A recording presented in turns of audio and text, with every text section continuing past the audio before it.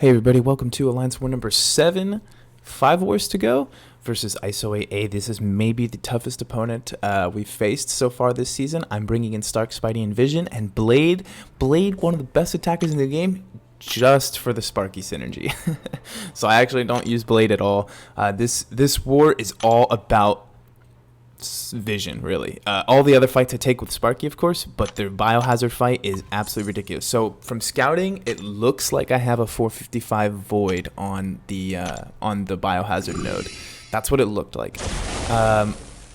So I was dueling tons of voids all morning. I did maybe 15 duels. I was able to get a 565 void down with my 440 unduped Vision Age of Ultron multiple times in a row. So I was feeling okay about the void.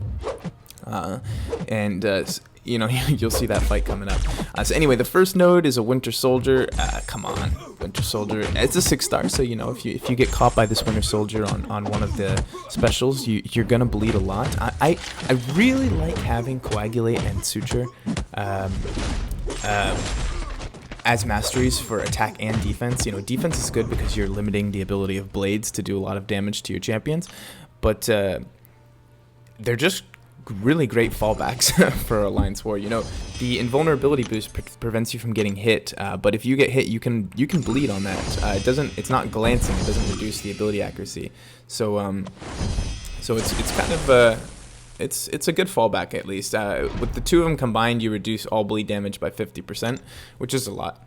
So basically I've got the big boosts on. I was able to boost the entire path this war, and I throw the invulnerability boost on for this. It's mostly for the next fight, but because of the 3 minutes I have, I might stop putting the invulnerability boost on for this one because the biohazard fight can take quite a while, and I definitely want the boost on for the flare node.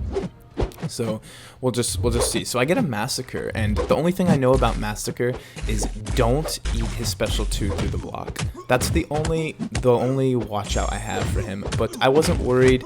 I actually didn't expect this. I thought it was going to be another Agent Venom, the duped 5-star skill champion.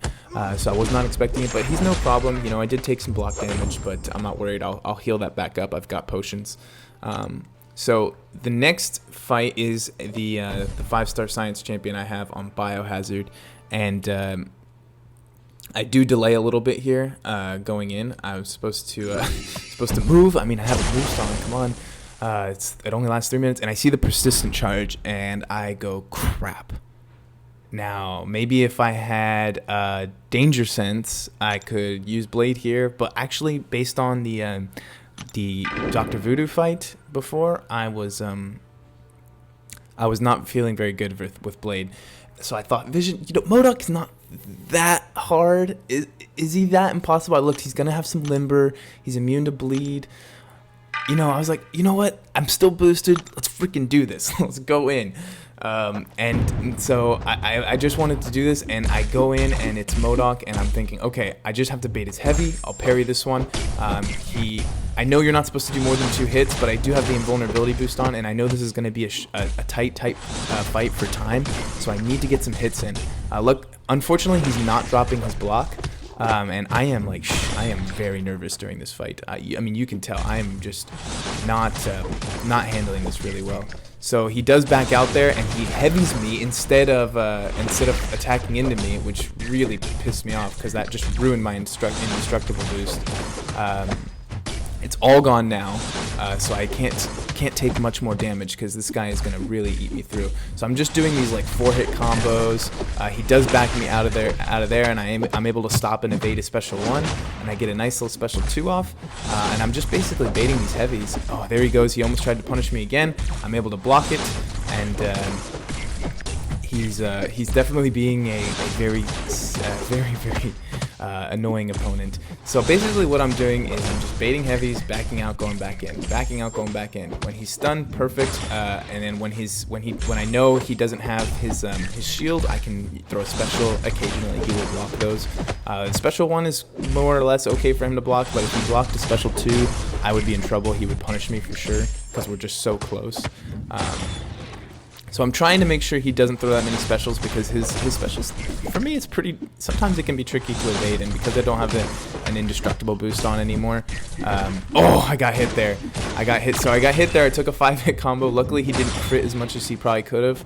And now we're basically on even. I thought I would have this fight under control. Luckily, he actually lowers down his block, but then he auto blocks the special one there.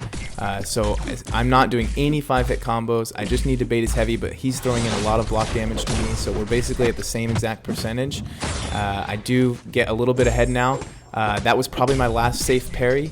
So I bait the heavy again, and I go back in one more time, get the crit, and he goes down. I was just very, very happy with that fight, aside from the 2 mistakes that I made. But that's what the boost is for. And I checked to go see if my boost is still on. It's off, so you know what? I think, okay, I can relax. I'll have to boost again anyway. This is a Corvus Glaive, obviously, with the persistent charge. So they threw some curveballs my way. I didn't know that this was going to be a Corvus, because unduped, I'm not sure Corvus really does a lot on this node, because he can die with the Glaive immunity up. But I can see how maybe they wanted to fight. They wanted class disadvantage for Sparky, and then also maybe no danger sense for Blade. I don't know. And bleed immunity. It's not very clear what the plan was with this placement, but I throw on the boost anyway, because I learned my lesson last war. This node, if you do get hit, the degen will really take care of you. He was being really crazy with his heavies, so I'm glad I have stand my ground. But look at this, yeah, he throws him really quick, but look at how fast he dies, and I still went down to 64%. So there's just something about that flare node that just stresses me out, because you just go down so quick. Your health is dropping. I really need a Gladiator Hulk. I think a 345 Gladiator Hulk would just do fine on that node versus anybody, just because your damage is increased by so much, and you will actually take half damage. Basically your hit points are essentially, is it half damage? I think it's only like 25% damage you'll take, because Face Me will be active the entire time. Anyway, ISO8A beat us. I think I wasn't paying. I was actually streaming a lot during the ending of this war. I think there was some really challenging fights, because it was very close for a while, and then towards the end they sort of pulled away from us. So I think there was a few challenging fights that maybe held up some of our better players. We've got the best guys ever on some of these, taking on some of these nodes, and if they can't get it done, I don't know who can. So it's just one of those things where ISO8A has one of the best defenses out there. They've got some 565s on every mini boss, and Sig 200s, and it's just insane. And so we do our best, and sometimes there's a way to beat them. We could have, there's a way, but it just didn't happen for us this time. So maybe next time we'll get them. We'll see. We'll see how that goes. We stayed in Master though.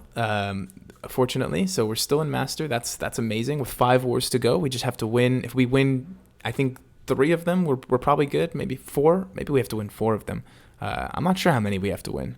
All 5 would be a great goal. We should shoot for all 5 wins. I will do my best. I will use every single 3-minute boost that I have to close out this season before the off season hits, and then maybe I'll be able to take Sentry for a spin in Alliance War after the off season. When the off season starts. So we'll see about that. Stay tuned. I know people are probably thinking like, why did he rank up Sentry if he's not going to use him in Alliance War? It's not just about Alliance War. I still get to play with him a lot in Event Quest. But yeah, I do want to use him in Alliance War, and I will. I just want to get out of this season first. So anyway, that'll be it from me, guys. And yep, we'll see you soon. Take care.